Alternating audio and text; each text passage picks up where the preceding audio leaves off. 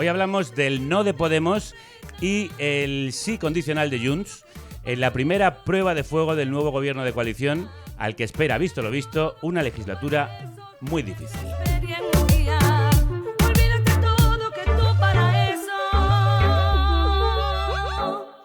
Tienes experiencia.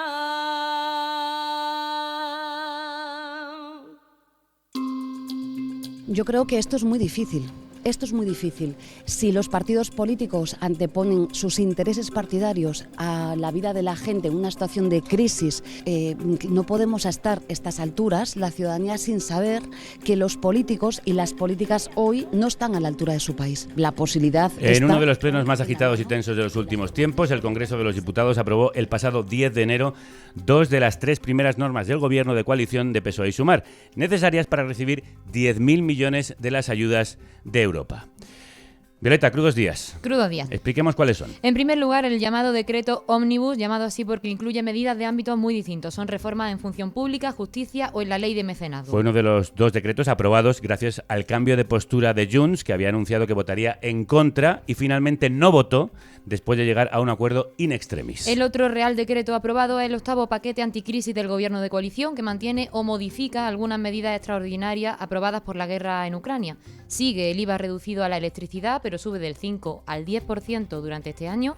El gas lo mismo, pero solo hasta abril, mes en el que volverá al 21%, mantiene los alimentos de primera necesidad sin IVA hasta junio y rebaja al 5% el IVA del aceite y las pastas. Por otro lado, prorroga los abonos gratuitos de Renfe y las ayudas a regiones y ayuntamientos para bonificar sus propios transportes, prohíbe los desahucios de personas vulnerables durante este año, conserva el actual bono social eléctrico hasta junio y extiende los impuestos temporales a la banca y a las energéticas durante todo el año. Pero hubo un tercer decreto que, como os hemos contado, no logró salir adelante por los votos en contra de PP, Vox, UPN y Podemos. Es la reforma del subsidio por desempleo, no confundir con la prestación. Hablamos de la ayuda posterior a la prestación para parados de larga duración. El decreto elevaba la ayuda de 480 a 570 euros los primeros 6 meses y la ampliaba a los menores de 45 años sin cargas familiares, a los eventuales agrarios y a los trabajadores transfronterizos de Ceuta y Melilla. También permitía compatibilizar el subsidio con un nuevo empleo hasta 6 meses, cobrarlo inmediatamente después de agotar la prestación, sin ese mes de carencia actual, y ampliaba el permiso por la estancia hasta 28 días. Pero incluye una reducción paulatina de la cotización de los nuevos parados de larga duración mayores de 52, lo que motivó el voto contrario de Podemos. A pesar de ese contratiempo, el presidente del gobierno decía estar contento con este 2-1 en su primer partido en el Congreso. Estamos satisfechos desde el Gobierno de España, hemos tenido que trabajar duro, como se pueden ustedes imaginar, pero creo que bien está lo que bien acaba. Y ha acabado con la revalorización de las pensiones, con la bonificación del transporte. Vamos público. a comprobar cómo de bien o de mal ha acabado la cosa. Hoy analizamos el no de Podemos y el no voto, el sí condicional de Junts a cambio de la transferencia de competencias de inmigración a Cataluña y cómo afectarán estas historias a la legislatura, a izquierda y a derecha. Lamentamos profundamente que la política para algunas fuerzas políticas sea un juego de gestualidad y de vendetas y de estar más preocupados en este momento de coincidir. Es increíble que a esta hora de la mañana no tengamos ninguna noticia del Gobierno para saber qué piensan de las propuestas de Podemos, qué piensan de la retirada del recorte en las pensiones. Escuchábamos a la portavoz de Sumar, Marta Lois, y ahora a la líder de Podemos, Ione Belarra. Expliquemos cuál ha sido el choque con Podemos en la reforma del subsidio por desempleo. Violeta. Esa reforma proponía aumentar el subsidio que reciben los parados que agotan su prestación por desempleo de los 480 euros actuales a los 570 euros los primeros 6 meses, 550 los siguientes 6 y de nuevo 480 euros a partir de un año. Y el punto de la discordia está, como explicábamos antes, en los parados de larga duración mayores de 52 años que actualmente cotizan al 125% del salario mínimo. Fue una medida puesta en marcha por Zapatero en 2007, que Rajoy tumbó y que el gobierno de coalición recuperó en 2018. Cuando Zapatero activó la norma, el salario mínimo sobre el que se cotizaba era de 570 euros. Cuando Sánchez la reactivó en 2018 era de 736 euros.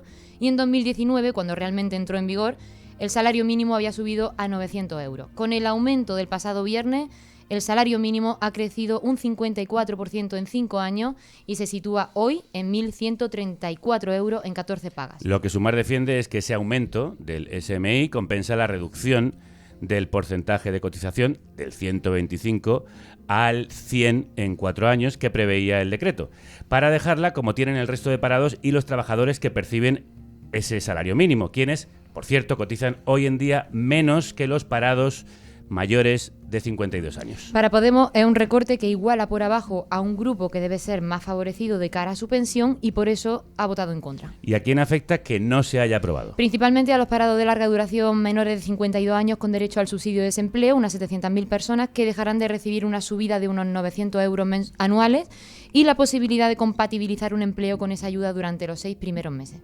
El subsidio se ampliaba además a colectivos hasta ahora excluidos. Sí, a menores de 45 sin cargas familiares y a trabajadores eventuales del campo. También amplía el permiso de la estancia universal hasta los 28 días y aprueba que los convenios autonómicos prevalezcan sobre los estatales cuando sean más favorables al empleado. Pues para discutir esta disputa en torno a este subsidio hemos invitado a 2 economistas que representan ambas posturas, el sí y el no. Eduardo Garzón es economista, profesor en la Universidad Autónoma de Madrid y miembro de ATAC en España, que escribió un artículo en nuestro medio asociado, el diario.es, titulado ¿Por qué Podemos ha tumbado la reforma del subsidio y por qué es un grave error? Edu, crudos días. Muy buenos días. ¿Por qué es un grave error? Bueno, pues porque en realidad en ese decreto se incluían muchísimas medidas, algunas de ellas ya estaban en vigor, como lo acabáis de comentar, que beneficiaban a mucha gente, como la acumulación del permiso de lactancia o también la prioridad de los convenios autonómicos frente a los estatales, y luego otras medidas que no iban a entrar en vigor todavía, pero que desde luego iban a beneficiar a muchísima gente, ¿no? No sabemos si al final acabará rescatándose esto. Tenemos experiencias en las que, por ejemplo, la ley Mordaza, pues a pesar de que hay voluntad por muchos partidos políticos de cambiarla, pues no se ha cambiado, ¿no? Entonces podría ocurrir lo mismo, espero que no. Por eso digo que es un error, alegando pues una especie de justificación en torno a uno de los elementos de ese decreto que hablaría de una reducción progresiva de la cotización para los mayores de 52 años en su subsidio, pero que la han calificado Podemos como recorte, y yo creo que eso dista mucho de la realidad, y voy a ejemplificarlo de una forma muy sencilla. Cuando un gobierno recorta, como hizo Mariano Rajoy hace 10 años, como está haciendo actualmente Milei en Argentina, lo que quiere hacer es recortar gasto público, ahorrar dinero. Y este decreto, si se hubiese aplicado, hubiese incrementado en 647 millones de euros el gasto público en el primer año. Entonces, no se puede hablar de recorte, al menos tal y como lo hemos entendido siempre. Es una banalización de la palabra recorte. No un recorte para todos los trabajadores, no un recorte en la cantidad global que se destina a prestaciones, pero sí un recorte para esas personas mayores de 52 años a partir de que entrase en vigor el 1 de junio ese decreto. Claro, es que utilizar la palabra recorte es conflictiva por lo que estoy diciendo. Nos recuerda a los recortes salvajes de Mariano Rajoy de voy a disminuir la pensión de jubilación, a atrasar la edad de jubilación, reducir el sueldo de los empleados públicos. Y esto, si se quiere calificar como recorte, hay que matizar que en realidad la pensión que cobrarían todos estos mayores de 52 años iba a subir a lo largo del tiempo. Entonces, vuelvo a lo mismo, se puede calificar de recorte algo que en realidad está subiendo, porque hemos visto en otras ocasiones como otro tipo de medidas, ninguna ley ni ningún decreto ha sido perfecto y siempre se le puede sacar un pero Podemos nunca le ha sacado un pero a todas estas medidas que se han aprobado durante estos últimos 5 años, y desde mi opinión es porque simplemente Podemos estaba en el Consejo de Gobierno y ahora no, y quiere diferenciarse de Sumar frente a unas elecciones que se presentan en Europa dentro de unos meses. Dejemos que te conteste precisamente Podemos. Jacinto Morano es economista, abogado laboralista y actual responsable económico del Partido Morado, que ha contestado tanto a Eduardo Garzón como a Carlos Sánchez Mato de Izquierda Unida en estos días. Tito, crudos días. Crudos días. Encantado de estar aquí. Lo primero que le quiero mandar un abrazo a Óscar Puente, ministro de Transportes, de mi parte y de los 200 personas que nos hemos quedado encerradas en el tren viniendo de Getafe. Ponte por favor mirando el micrófono. Ah, perdón, es un gesto muy mío. Sí, ¿por qué había que votar que no? Había que votar que no porque esto es un recorte inequívoco. Quiero decir, podemos decir lo que sea. Hoy, un trabajador mayor de 52 años, perceptor del subsidio de desempleo, cotiza por 1.653 euros al mes. De haberse aprobado este decreto, a partir del 1 de junio, hubiera cotizado por 1.587. Yo no soy muy sutil en mis cálculos, pero 60 euros menos es un recorte. Y es un recorte que ¿a quién se está aplicando? A trabajadores que tienen una larga vida de cotización, al menos han tenido que cotizar 15 años, que han pasado a cobrar 480 euros al mes, por debajo del umbral de la pobreza, que tienen o bien cargas familiares o ninguna otra renta, y que tenían desde el año 2007 una compensación de que se les cotizara, porque tenían derecho a ello, porque llevaban muchos años pagando impuestos y cotizando, que se les cotizara un poco por encima del salario mínimo. Y lo que aquí se han planteado muchas cosas que es que directamente no son verdad. Vamos a ver, se ha dicho, se planteaba la subida del subsidio para más de 700.000 trabajadores. No es verdad. Precisamente a estos trabajadores, a los mayores de 52 años, se les congelaba 480 euros al mes. Y esto supone, tengo aquí las cifras, algo así como 436.000 trabajadores a los que no se les subía el subsidio y se les recortaba en su futura pensión. Según algunos cálculos, incluso hasta 2.000 euros anuales. ¿Qué se hacía? Con los 90 y tantos millones de euros que se ahorraban para, recortando las pensiones de esta gente, subirles a otros trabajadores que percibían el subsidio. Se está diciendo, bajémosle las pensiones a 436.000 trabajadores para subirles el subsidio a 274.000. Yo digo, ¿esta es la lógica de un gobierno progresista? ¿Quitar al último para dárselo al penúltimo? No tenemos 93 millones de euros. Porque si lo que pasa es que necesitamos esos 93 millones de euros y hay que quitárselo a los parados mayores de 52 años, yo diría que se hiciera una reforma fiscal. Creo que alguien tiene el síndrome de Estocolmo o de Estoy Calviño. Es decir, que una cosa que impuso Calviño en esta reforma y se ha dicho públicamente, en lugar las fuerzas progresistas de dentro y fuera del gobierno presionar para que se elimine esto y protejamos a los trabajadores mayores de 52 años, lo que estamos haciendo es justificarlo y con algunos argumentos que luego entraremos al debate, pero que son muy complicados. Porque ya, y con esto acabo, hay millones de trabajadores que cotizan por más de lo que perciben. Todos los perceptores de la prestación contributiva por desempleo, todos los trabajadores que están cobrando una IT de larga duración, los que están cobrando una IT de corta duración, porque es su derecho tener protección también para la cotización. Y ahora resulta que lo progresista es eliminar esas protecciones. Yo no lo entiendo. Jacinto, te pregunto, como se ha dicho en algunos de los debates que ha habido sobre esta cuestión, ¿y no podría haberse aprobado todo ese paquete de medidas para que beneficie a quienes los iban a percibir y mientras seguir negociando sobre ese recorte a los mayores de 52 años para que ya puedan irse beneficiando otros trabajadores? Es decir, el bien mayor por el mal menor. No, pero si es que es exactamente lo que va a pasar. Esas subidas de subsidios para los menores de 52 años entraban en vigor el 1 de junio. Y aquí lo digo en carne cruda. Van a entrar en vigor el 1 de junio. Exactamente el mismo día. Lo que pasa es que no va a ser a cambio de recortar a los mayores de 52 años. Si yo entiendo que con esto te hay que presionar al Partido Socialista, pues yo le digo a los compañeros de Sumar, apoyaros en la izquierda que no está en el gobierno para presionar al Partido Socialista a eliminar esto. Yo estoy seguro que no hay ni un solo político progresista en este país, realmente progresista, que diga, oye, hay que recortarle las pensiones a los mayores para subirle los subsidios. No es necesario. Eduardo. Es que en realidad no se recortan las pensiones a los mayores de 52 años. Sí, se les va a subir, de hecho, el aumento del salario mínimo pasado conocido, aumenta en más de 75 euros la cotización a estos beneficiarios del subsidio. Por lo tanto, no se recorta. Se puede alegar, Jacinto, que van a subir menos si se aprueba este decreto de lo que subirían sin el decreto. Pero eso no es un recorte, porque si atendemos que el recorte sirve para ese tipo de medidas, entonces hay muchísimas medidas que se han aplicado a lo largo de estos 5 años en los que ha ocurrido eso y Podemos nunca ha dicho que fuese un recorte. Déjame terminar, por favor, déjame terminar. Es que estáis diciendo unas cosas que no son. Déjame terminar, Jacinto. Yo te he dejado hablar. Sí. Por ejemplo, no hemos contextualizado por qué tiene una sobrecotización los mayores de 52 años. Es un poco asimétrico, no un poco, es muy asimétrico, es de hecho injusto que los mayores de 52 años cobren una pensión o al menos estén generando una pensión mayor que 1/3 de los trabajadores actualmente, 7 millones de personas.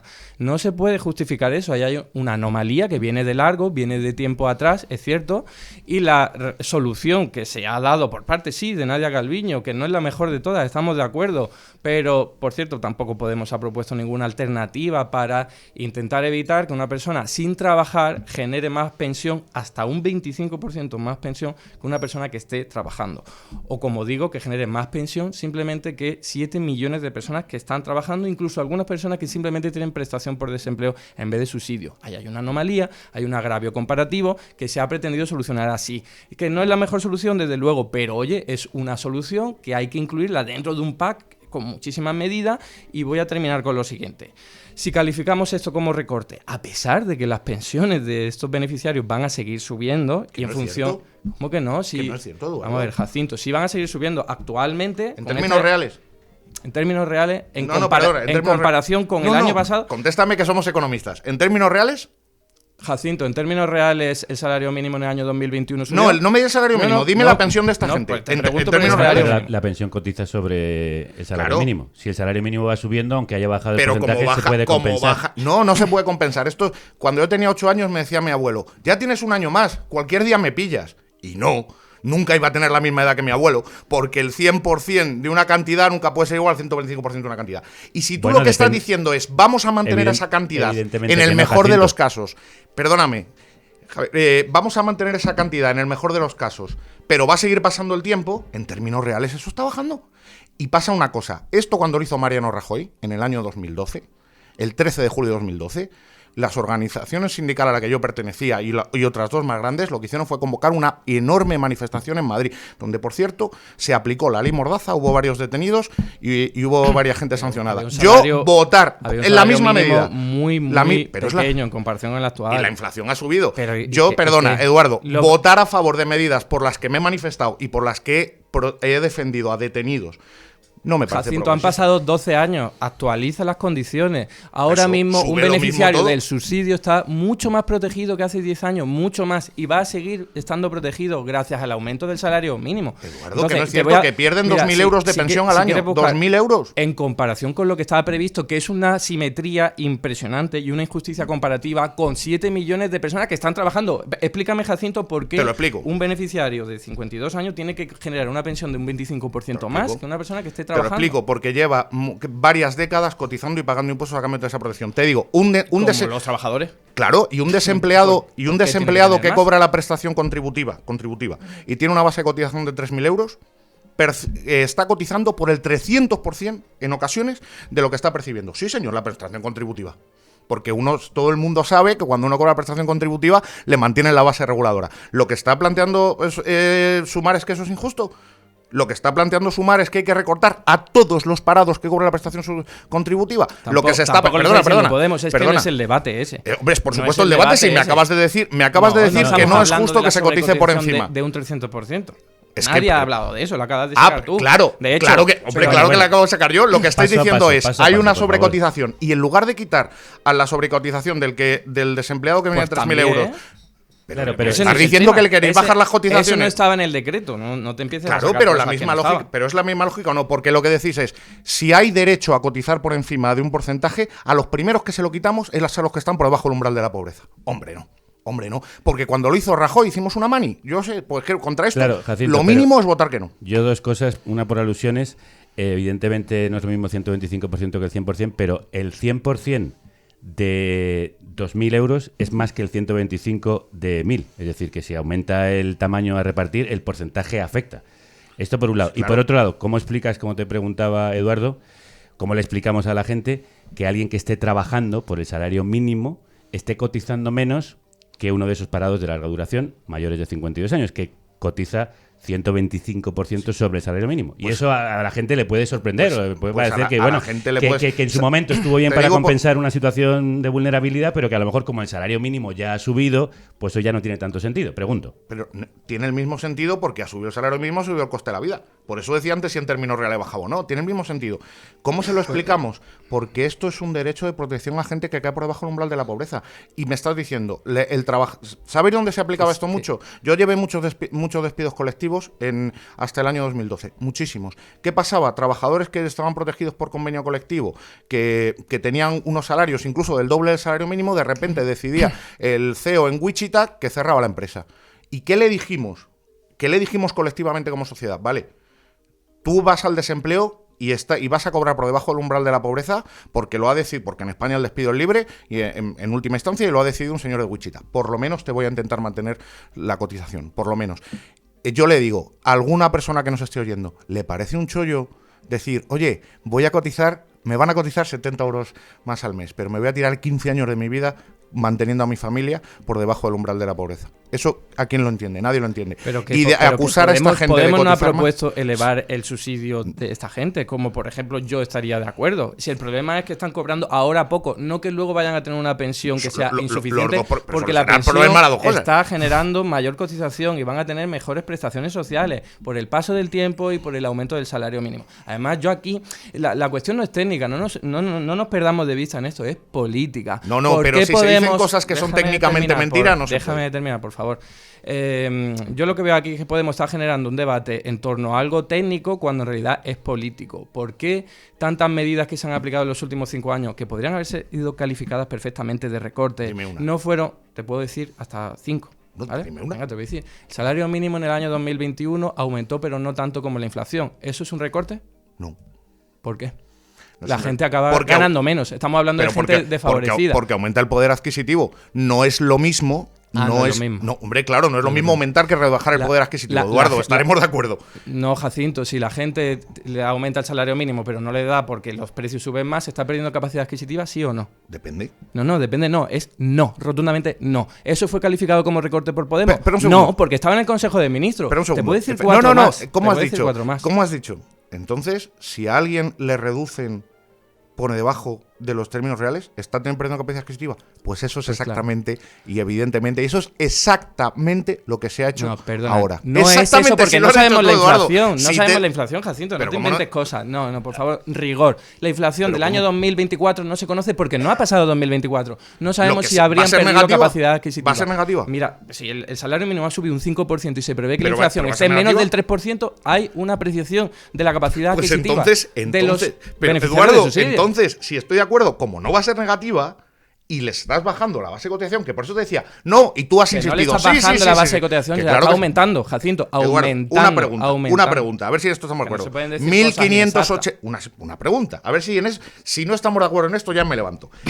Con cariño os doy un abrazo porque es que no puedo seguir. Lo que vas a decir no es la base de cotización. 1587 es menos que 1653. Eso no es la base de cotización. ¿Cuál es la base eso es el resultado de aplicar la base de cotización al porcentaje de la base de cotización de esta gente. La base es la mínima, el salario mínimo. Que la base no es el mínimo, que de eso estamos discutiendo porque precisamente no es el mínimo. Ahora cotizan por 1.653, a partir de junio por 1.547. Es el resultado de aplicar la base mínima al porcentaje. ¿Y esa es su base o no? Entonces, ¿Pero esa es su base de cotización o no? La base aumenta, su pensión va a aumentar por encima de la inflación. En 2021 no ocurrió, en 2022 tampoco. Podemos no dijo que no. ¿Por qué? Porque estaba en el Consejo de Ministros. Porque no se modificó ninguna norma. Está generando una estrategia para diferenciarse de Sumar, porque no le queda otra no frente aprobar a las recortes, oye, pues no hagáis recortes. Solo ahora, en el año 2021 y 2022 no. Y te puedo decir un montón más de medidas donde no dijo ni mu con peros que se Si nos vamos al plano político, Jacinto, te quiero preguntar. Sumar dice que mantuvo su mano tendida en todo momento para negociar, para poder presentar esta reforma como proposición de ley si hacía falta, que querían escuchar a Podemos permanentemente. ¿No ha sido así? Yo solo sé que todo el gobierno votó en contra de que esto se tramitara como proyecto de ley. Esto es lo único que sé, yo estaba ahí en el Congreso. El proyecto de ley, para explicárselo a los oyentes, permite que haya un debate en torno y enmiendas. Hay un contraste. Nosotros negociamos con el gobierno, porque entiendo que esto es todo el gobierno. Yo entiendo que esto es lo que defiende Calviño y otras cosas defienden otras cosas, pero en verdad se habla como todo el gobierno. Nosotros negociamos el decreto de medidas anticrisis con la siguiente condición: aprobando una enmienda por escrito y a condición de que todos los partidos del gobierno votaran a favor de que esto se tramitara como proyecto de ley para que esa enmienda entrara, que fue la prolongación durante 4 años de la protección a los deudores hipotecarios. Eso es lo que dice Sumar, que también ha ofrecido en este caso.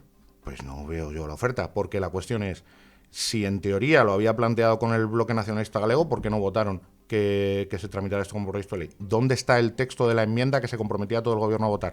Simplemente no ha existido. Si esto va a ser muy sencillo, va a volver este Real Decreto sin el recorte de Calviño y se va a aprobar. Va a ser tan sencillo como eso. Y nosotros creo que ahí estaremos todos contentos y creo que los compañeros progresistas que están en el gobierno también lo estarán. ¿Y por qué crees esto? Hombre, porque no tiene más remedio que hacerse esto. Por la postura de Podemos ha servido para que la parte reaccionaria o más cercana a postulados liberales del Partido Socialista sepan que esto no lo van a poder aprobar con un recorte. Yo que estoy seguro que nos van a ayudar los compañeros que están en el gobierno, son progresistas, que no hay este recorte. ¿Y no habría sido mejor, como proponía Eduardo Garzón en el diario.es, que se hubiera aprobado ya todas las medidas que benefician a un montón de gente, como hemos explicado, y si hubiera seguido negociando para mejorar la situación de esas personas de más de 52 años hasta que entrase en vigor en junio. Es que el recorte, en el momento en que nosotros hubiéramos votado que sí, ese recorte ya estaba en el BOE. Que ya estaba previamente, pero se mantenía en el BOE. Y entonces era... No, hasta junio no iba a entrar en vigor, ¿no? Ni la otra parte, claro. No, hay otra parte que sí. Ni la otra... El Ni, permi- No, hay una parte que entraba en vigor. los subsidios, no. Bueno, pero Que hay otras si medidas entraba- que benefician si a mucha entra- gente. si entraba, que por parece que ejemplo- os dan igual. Toda esa No, gente no, que tenía no, una no nos ayuda, dan. ya tenía una ayuda en Eduardo, diciembre de y 2023. yo lo que sí sé positivamente es que es cierto que había el derecho a la acumulación de permisos estaba allí, pero vamos a aprobar Y más cosas. Sí, la prevalencia de los convenios autonómicos, que eso es lo que explica es que los nacionalistas hayan votado a favor. Y más Tendríamos horas para discutir sobre la prevalencia de convenios autonómicos. Y más cosas. Sí, por ejemplo, la eliminación de determinados subsidios, también. Pero dentro de todo, lo único que suponía una pérdida de derechos, que nosotros no íbamos a aceptar que estuviera en el BOE, sobre todo porque no perjudicaba la reforma de los otros parados, era esto. Si es muy sencillo, ¿cuándo se tarda en aprobar un decreto? ¿Cuánto se tarda en aprobar un decreto? Lo sabemos, un decreto que ya está preparado y ya ha pasado todas sus fases. Un Consejo de Ministros podría, si yo le invito a nuestro gobierno, le invito a los compañeros de Sumar que presionen al PSOE, y ahí tendrán todo nuestro apoyo, para en el próximo Consejo de Ministros sacar este decreto sin el recorte. Y eso sale convalidado. No es cierto que también Podemos, cuando estaba en el gobierno, como antes decía Eduardo Garzón, aprobó ciertos avances, pero con recortes del PSOE, porque admitía su debilidad dentro del Ejecutivo. Esos recortes del PSOE puede que no había habido... Quiero decir, ha habido leyes, como por ejemplo la ley de vivienda, que no se aprobó como quería Yone Belarra, sino parte recortada como quería el PSOE. No, pero cuidado, hay un matiz entre dos elementos. Una cosa es no conseguir todo lo que necesitas. Por ejemplo, lo voy a poner ejemplo claro, la reforma laboral que planteó en su momento la ministra Yolanda Díaz. Suponía muchos avances, ningún retroceso, pero había muchas cosas que estaban pendientes. Muchos avances, ningún retroceso. Vamos a seguir presionando, y yo estoy seguro que toda la gente es progresista, vamos a seguir presionando para defender el despido y tal. Eso es una cosa. Y otros términos es, hay un avance, pero hay a la vez un retroceso. Estás diciendo que mejoras a 240.000 personas para recortarles a 420. Eso ha ocurrido muchas veces a lo largo de estos 5 años y Podemos no ha dicho ni una vez, una vez. Te he dicho ya lo uno, que, te lo voy a que decir más. Terminamos si entonces con eso, que nos queda poco. Es que me estás diciendo que no más, se consiguió modificar a mejor. No, una modificación a peor. Pero tranquilízate, que Una te lo voy peor. a comentar si me dejas hablar. Por una. ejemplo, el mecanismo de equidad intergeneracional supone un recorte sobre la capacidad adquisitiva de todos los trabajadores, de todos los trabajadores, también los que menos renta tienen. Eduardo, ¿Por qué Podemos no votó que no? ¿Por qué Podemos no votó que no? ¿Por qué no tuvimos afortunadamente ningún partido político que en el Congreso tuviese la llave y dijese, no, esto es un recorte? Porque se podría haber alegado. Yo he estado muchos años criticando esa medida porque supone un empeoramiento de las condiciones de los trabajadores. De acuerdo. Te pongo otro ejemplo. A ver si estás, no, perdón, es que, me estás diciendo que las medidas redistributivas son contrarias a los trabajadores. ¿Por qué en el año 2022, cuando se redujo la financiación para que las comunidades autónomas contrataran a personal sanitario, no fue votado no por Podemos, por ejemplo? Pero ¿cómo que se redujo? Vamos a... Se redujo después de un boom en el año 2020-2021. O sea, ¿me estás diciendo que la eliminación de los fondos extraordinarios es un recorte? Sí, porque ¿qué pasa? ¿Que no hay necesidades en la sanidad? Por supuesto que ¿Por necesitas en la ¿No sanidad. recortamos en personal sanitario? Lo que no había era ¿No recortamos en personal sanitario? No, ¿En el año 2022?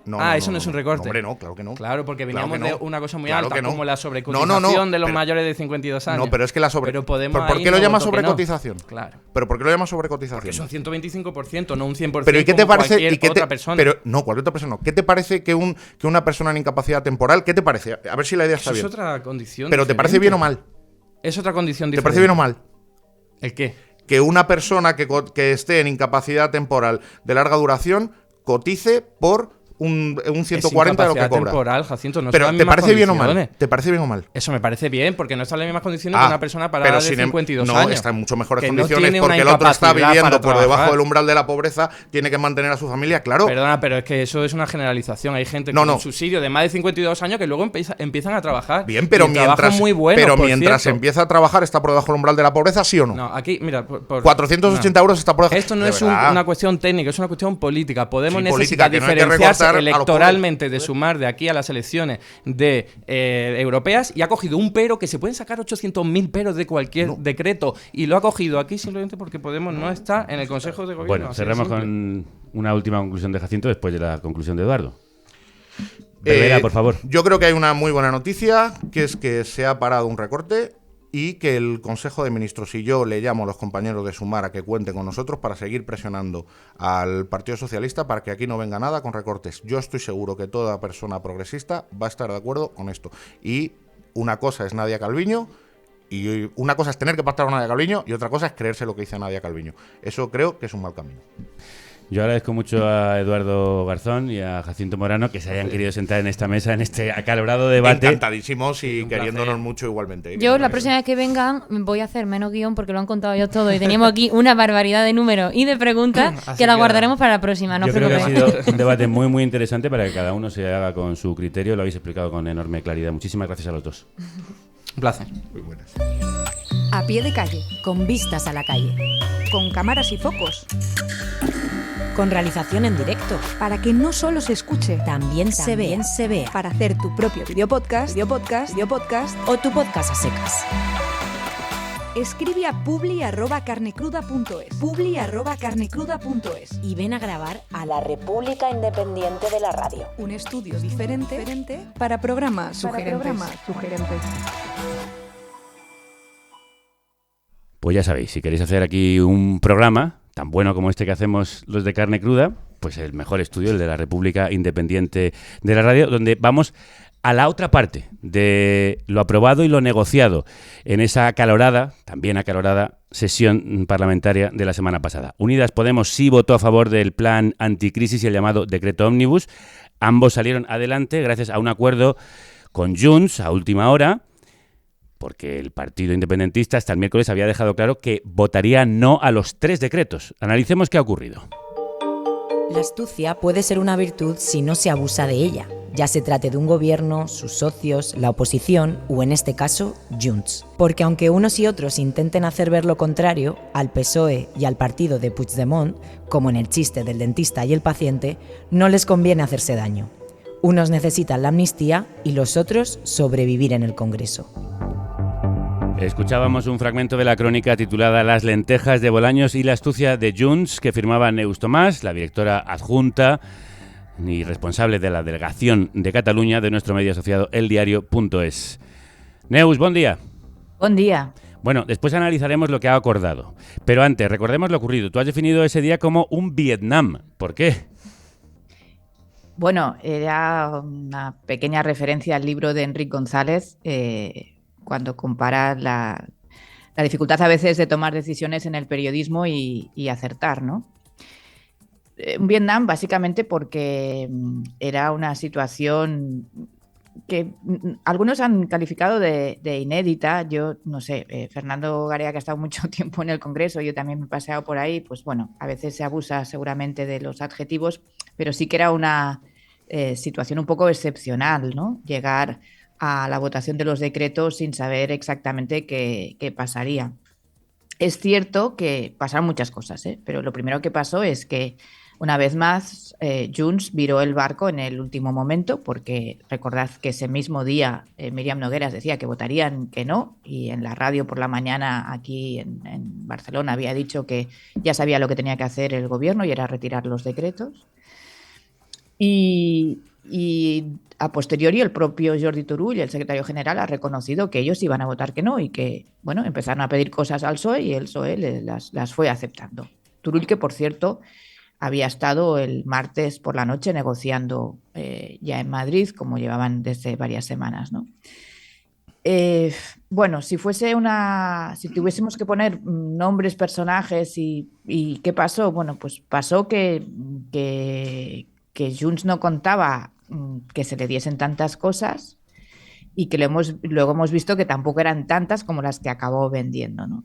Y yo decía lo del chiste del dentista porque Junts sabe hasta dónde puede apretar. Junts necesita que Pedro Sánchez aguante como mínimo hasta que la amnistía no solo esté aprobada, sino esté vigente. Y ahí estamos hablando de meses y no sabemos si serán muchos o muchísimos.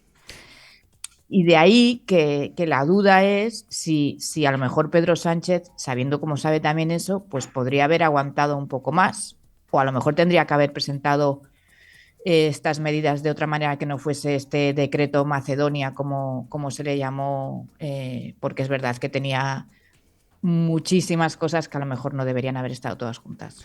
Citaba Neus Tomás a Fernando Garea, adjunto al director del Español, porque está hoy aquí con nosotros. Fernando, bienvenido, como siempre. ¿Qué tal? Buenos días, muchas gracias. Los decretos salieron adelante con 172 votos a favor y 171 en contra. Cuando llegó el momento de la votación, los diputados de Junts no se abstuvieron, sino que directamente no votaron. ¿Qué simboliza este gesto? Es un desprecio al PSOE. La verdad es que no es habitual, porque el resultado práctico, además, en la votación es lo mismo abstenerse que no votar. Supongo que tendría que ver casi con la infraestructura de ellos, de en qué momento se llegaba el acuerdo o no, y aguantar hasta el último momento sin votar, por si había que votar que no. Ya digo, efectos prácticos no, pero a efectos políticos y simbólicos sí que da la impresión de cómo hasta el último momento, y como explicaba Neus, ellos estuvieron al borde de votar que no, y solo cuando vieron que sí que recibían cosas, incluso algunas de las que no contaban con tener, yo creo que es cuando deciden no votar y no participar, y daba lo mismo en ese momento. Yo creo que de cara a los resultados de lo que consiguieron o no, yo creo que hay dos análisis, uno el político y otro el material. El político, la cuestión es que hay que preguntarse, y yo creo que esa pregunta es la clave, es si un gobierno progresista debe asumir el compromiso de ceder competencias que tienen que ver con la inmigración. Y cada uno que se haga, y además lo cede a un partido que sabemos que está en disputa con otra formación que ha surgido del independentismo y que es claramente xenófoba. Yo creo que esa es la pregunta pertinente. Y luego la material. Es posible que esa competencia no se traspase inmediatamente porque hace falta una ley orgánica, pero desde luego sí hay una voluntad del actual gobierno de transferir algunas de las competencias que tiene el Estado, porque no es verdad lo que dijo ayer el presidente del gobierno, que se refiera solo a las competencias que tiene el Estatuto, porque el acuerdo escrito, por lo que vamos sabiendo, habla expresamente del artículo de la Constitución, el artículo 150, que sirve para transferir competencias exclusivas del Estado. Déjame que aclaremos los pocos detalles que conocemos del acuerdo, lo que van difundiendo ambos partidos en notas de prensa y en declaraciones, a veces contradictorias, no solo entre partidos, sino dentro de los propios partidos. Violeta, ¿qué sabemos? ¿Qué se ha acordado? El Gobierno se compromete a asumir todo el coste de las bonificaciones al transporte público, publicar inmediatamente las balanzas fiscales y reformar la ley de sociedades para fomentar el regreso de las empresas que abandonaron Cataluña a raíz del referéndum en 2017. El punto más polémico del acuerdo, lo comentaba Fernando, es el que contempla ceder las competencias de inmigración. Junts quiere que la Generalitat pueda gestionar los permisos de residencia y expulsar a inmigrantes multireincidentes. Pero este domingo, en una entrevista con El País, Pedro Sánchez fue muy claro. Las materias vinculadas con la expulsión de los migrantes están residenciadas en la Administración General del Estado. Si es que tenemos un pacto de migración y asilo firmado con Europa, donde a lo que vamos precisamente no es una centrifugación, sino una mayor coordinación de las políticas de migración. Neu, ¿qué implica entonces ese punto del acuerdo que delega competencias de inmigración a la Generalitat? Bueno, lo primero que hay que decir es que Junts asegura que hay un documento firmado por parte del PSOE y de Junts, donde se establece qué es lo que se acordó y que no lo van a enseñar, que es un mal ejemplo de transparencia, eso para empezar. Entonces, lo que tenemos, que lo explicaba muy bien Fernando y vosotros, lo primero que tuvimos fue una nota de prensa, una nota de prensa donde se hablaba de una transferencia completa. Es cierto que después, cuando se les preguntó, hablaban del artículo 150.2, el de la delegación de competencias, y se recordaba, por ejemplo, pues que el tráfico se cedió de esta fórmula, pero no se cedieron todas las competencias de tráfico, eso para empezar, ¿no? Y luego, si entramos en el tema importante, que yo sí creo que es el de la migración, recordad que Puigdemont ya en su comparecencia en Bruselas lo citó. No es una cosa que aparezca ahora de la nada, es algo que Junts lleva tiempo diciendo. Y cuando se habla de la guerra cultural, ¿no? Cuando hablamos de la guerra cultural en Europa o en otros puntos, estamos hablando de esto. Es decir, yo os voy a dar un par de datos que creo que ayudan a explicar un poco en qué consiste la estrategia y que sí que tiene que ver con la amenaza de la extrema derecha independentista, pero no solo. Es decir, mira, hay una encuesta del Centre d'Estudis d'Opinió, que es el llamado CIS catalán, que sabéis que depende de la Generalitat, de antes del verano, donde aparecía que los catalanes creemos, para entendernos, que en Cataluña hay muchísimos más migrantes de los que en realidad hay, ¿no? El porcentaje es de aproximadamente un 21% de personas que han nacido fuera y en cambio la gran mayoría creen que como mínimo hay 15 puntos más, ¿no?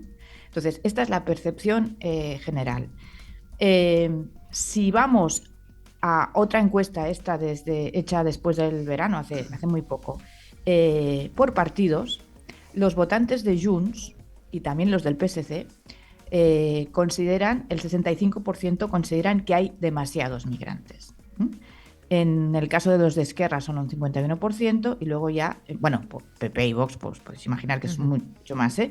Y en el otro extremo estarían los Comuns y la CUP, que están sobre el 22%. Entonces, lo que estamos asistiendo en Cataluña es a ese repliegue identitario que hemos visto, que estamos viendo en Francia, porque recordad que ahí el partido de Le Pen no solo va a ganar las europeas, según todas las encuestas cómodamente, sino que puede ganar las presidenciales. Lo estamos viendo en Alemania, estamos viendo qué pasa en el norte de Europa. Entonces, Junts, que aquí se hace el chiste en redes y no solo, ¿no?, que ha pasado de declarar la independencia a rebajar el precio del IVA del aceite, en realidad lo que está haciendo es trabajar un marco, perdón por el tópico, pero el marco de guerra cultural y situándose en el ámbito que le interesa, y es el de unos votantes que consideran, creo que equivocadamente, y ahí creo que estaremos todos de acuerdo, que hay demasiados migrantes y que en algunos casos, y ahí acabo, algunos de sus alcaldes han hecho el peligroso ejercicio de vincular reincidencia, migración, y por lo tanto comprando un discurso que, en fin, que es el de la extrema derecha en todos sitios. Claro, recordemos que en las elecciones municipales de mayo Junts perdió la alcaldía de Ripoll, en Girona, frente a Alianza Catalana, un partido independentista islamófobo de extrema derecha, y esto se une que alcaldes como el de Calella, en Barcelona, piden expulsar a delincuentes multireincidentes de origen extranjero. Ahí es donde se entiende la petición. Ripoll, Javier, fueron vasos comunicantes, ¿eh? Justo los concejales que perdió Junts se fueron a Alianza.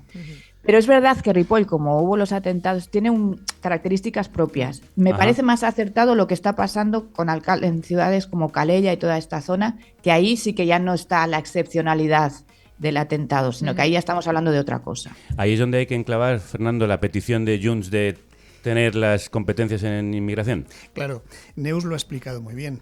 Junts establece el marco para ir a las próximas elecciones diciendo no, la bandera de esta lucha contra la inmigración, yo creo que la xenofobia, pero bueno, de esta bandera de la lucha contra la inmigración la tenemos nosotros. La cuestión es que la importancia del acuerdo de la semana pasada, sea cual sea su letra, es que el gobierno del PSOE y Sumar le ha regalado a Junts el marco con el cual puede ir a esas elecciones. Es decir, el hecho de que además el debate pase más todavía a la agenda política en estos días después de ese acuerdo, y el hecho de que Junts pueda hacer este tipo de discursos estos días, Jordi Turull, lo que estamos oyendo en las entrevistas, quiere decir que le han regalado el marco y lo ha agarrado. Es verdad también, como decía Neus, que esta petición de la inmigración ya estaba en aquella intervención de Puigdemont, si no recuerdo, del mes de septiembre, cuando dijo, y también voy a citar de memoria, dijo algo así como: nosotros no queremos la lista de la compra, sino que queremos el supermercado entero. En la lista de la compra estaba las competencias de inmigración, precisamente porque necesita competir contra esas formaciones, frenar los votos que se van por ese lado y tener además ese marco para las elecciones. Quiero decir, es un planteamiento político perfecto para Junts, que el gobierno progresista se lo ha regalado, y por eso hacía yo la pregunta de si el gobierno progresista, más allá de lo material de las competencias, que desde luego es importante, está el ámbito político, que a mí me parece muy destacado y muy importante. Claro, Fernando, pero ¿qué aplicación tiene esto si Junts, primero, no está en el gobierno y las competencias en inmigración no se pueden dar, solo se pueden delegar?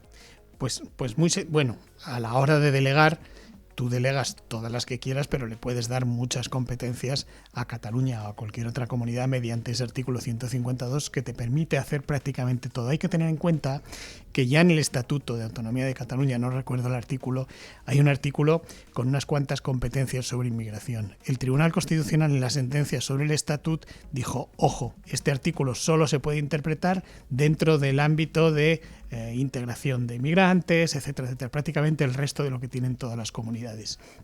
Y desde ese momento hubo algunos planes del propio Zapatero, por ejemplo, cuando era todavía presidente del gobierno, para decir, vamos a hacer mediante ley orgánica del 152 el traspaso de estas competencias para hacer una aplicación más amplia de lo que nos está diciendo el Tribunal Constitucional en su sentencia. Pues esto es lo que quiere Junts. A partir de este momento, yo creo, y por lo que cuenta Junts, van a seguir insistiendo en cada una de las votaciones para hacerlo a cambio de que se empiece a elaborar esa ley orgánica. Esa ley orgánica va a estar presente en los próximos meses de tal forma, y vuelvo a la casilla de salida, que Junts va a poder tener sobre la mesa la petición política de nosotros tenemos la bandera de la inmigración.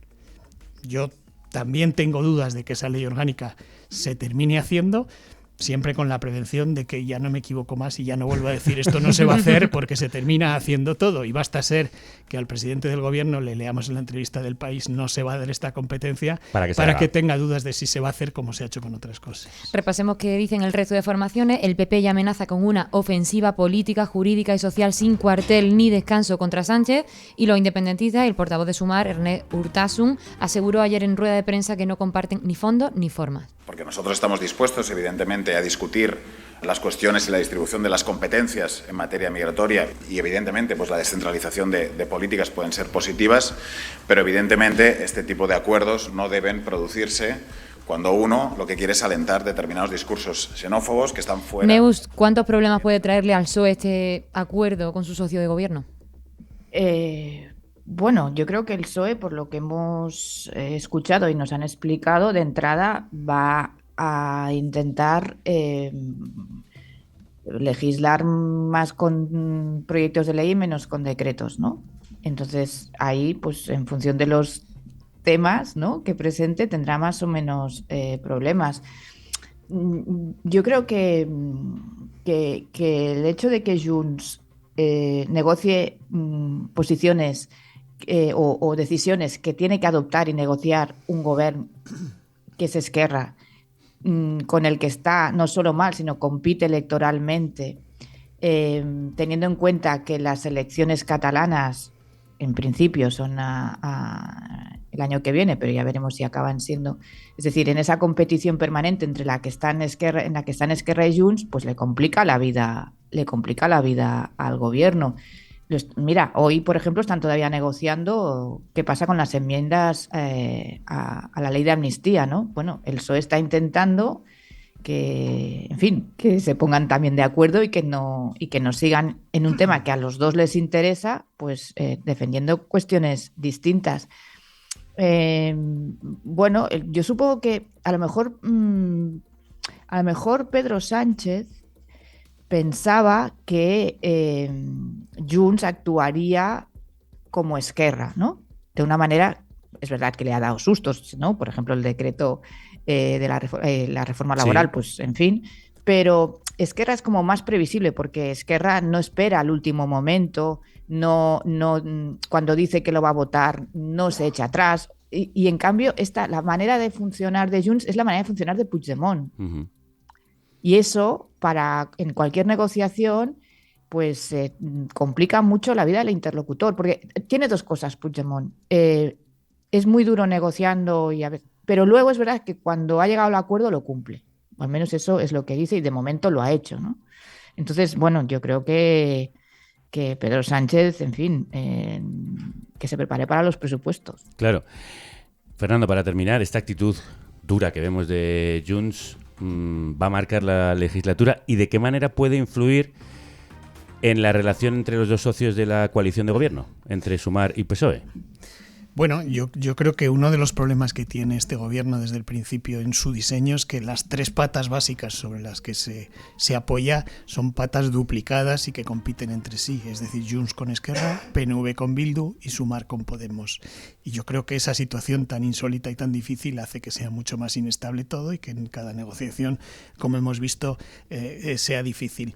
En este caso concreto hay que recordar que no es la primera vez que un gobierno del PSOE negocia no con el partido que está en la Generalitat, sino el que está en la oposición. De hecho, el acuerdo sobre el estatut se hizo con lo que entonces era Convergencia en lugar que con Esquerra, que era el que estaba en el gobierno. Y luego lo que sí tiene que hacer Moncloa, y creo que está en ese periodo, es recalcular la ruta y pensar que lo que le servía en la anterior legislatura para negociar ahora no le sirve. Por ejemplo, el tema de los decretos. Antes lo que hacía es que en un decreto sobre un tema metía un artículo, por ejemplo, me lo invento, que subía las pensiones, de tal forma que hacía casi imposible que otro partido votara en contra para no oponerse a la subida de las pensiones. Eso no vale. No le vale ya con Junts y no le ha valido con Podemos tampoco, y por tanto tiene que aprender que lo que tiene que hacer es negociar antes de aprobar los decretos. No en vano el PNV metió una cláusula en el acuerdo por la cual tiene que ser informado y pactados los decretos antes de que se aprueben en Consejo de Ministros.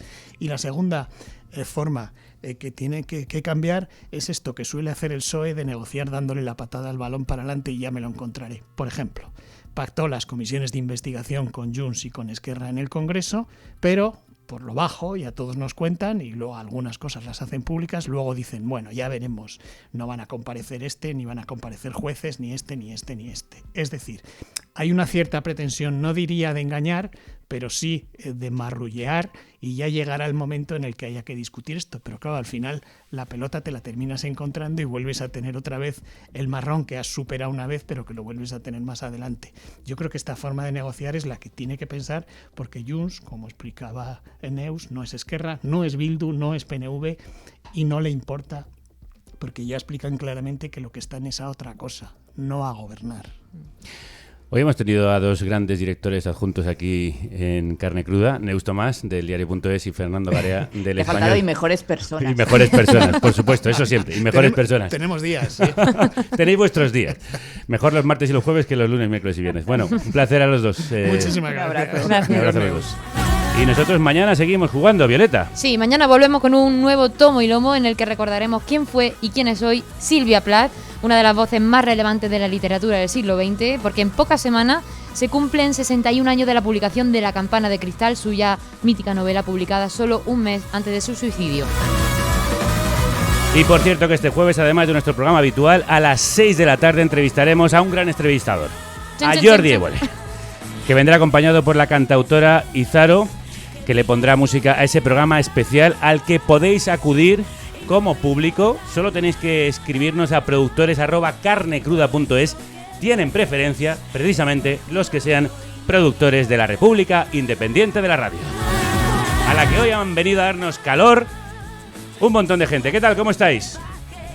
Muy bien, ahí tienes un micrófono, ¿no? ¿Cómo te llamas? Jesús. ¿Qué tal? ¿De dónde vienes? Bueno, yo soy de Madrid, pero vivo en Brasil. Ah, ¿y qué haces allí en Brasil? Trabajar. Ah, bueno, ya, pero ¿y qué? Soy profesor de español en el Instituto Cervantes. Mira, bueno. ¿Y que has venido solo o acompañado? Solo. ¿Te ha gustado el programa? ¿Te has disfrutado? Mucho. ¿En Brasil qué tal con Lula? Mejorando, ¿no? Se nota muchísima la diferencia. En fin, solo que no pasar vergüenza cuando habla por la televisión el presidente. Eso ya es un avance, eso es un avance. Es un gran avance, se nota mucho a nivel psicológico. Bueno, normalmente hay gente que nos trae regalos y me han chivado por ahí que alguien tiene unas palmeritas para nosotros, ¿puede ser? Pasa ese micrófono, por favor. ¿Cómo te llamas? Crudos días. Daniel. Daniel, ¿qué tal estás? Muy bien. ¿Qué nos has traído? Os hemos traído unas palmeritas de Morata. ¿Tú se has venido acompañado? Sí. ¿Por quién? Soy hola. Tania. Tania es la que dice, uy, qué mal está el mundo, ¿no? Tania tiene una cara de madre mía, es que esto no se soluciona, vamos. ¿Y qué nos habéis traído, Tania? Pues unas palmeritas de Morata de Tajuña. ¿Ahí? Oh. ¿Sois de allí o qué? No, somos de Madrid, pero están muy ricas. Son míticas, sí, nos dice Kelu, que sabe mucho de viajes. Por cierto, escuchad su podcast, ¿Qué lugares? Que son míticas, que están buenísimas. Violeta, voy abriendo, a los honores. Venga. Sí, bueno, una vez que las pruebas ya no puedes dejar de hacerlo. Bueno, ¿habéis disfrutado del programa? Sí, mucho. Interesante, ¿no? ¿Sois productores? Somos productores. Somos Encima sois productores y habéis hecho posible la República Independiente. Sois diputados, dice Tania. Me sale diplomados. Sí, Diplomados también. Seguro que licenciados incluso. Bueno, pues licenciados, muchísimas gracias por vuestra visita. No, gracias a vosotros. Un abrazo muy fuerte. Mira palmera, nene. ¡Oló! Pero qué contundencia. Estos no son palmeras. ¡Oh, madre mía, madre mía! Bueno, que nos vamos. Hasta mañana. Salud y República, y que la radio os acompañe. Gracias, Alaos. Bueno, que hemos tenido ahí un miembro del público que casi se nos muere con un ataque de tos. Está bien, míralo. Estás bien, ¿no? Lo hemos salvado. Uf. Está ahí con... Sí, dice, llevo días... ha dicho, llevo días. Está a punto de morir. Una palmerita, un café y para adelante. Si te ha gustado este contenido, ayúdanos.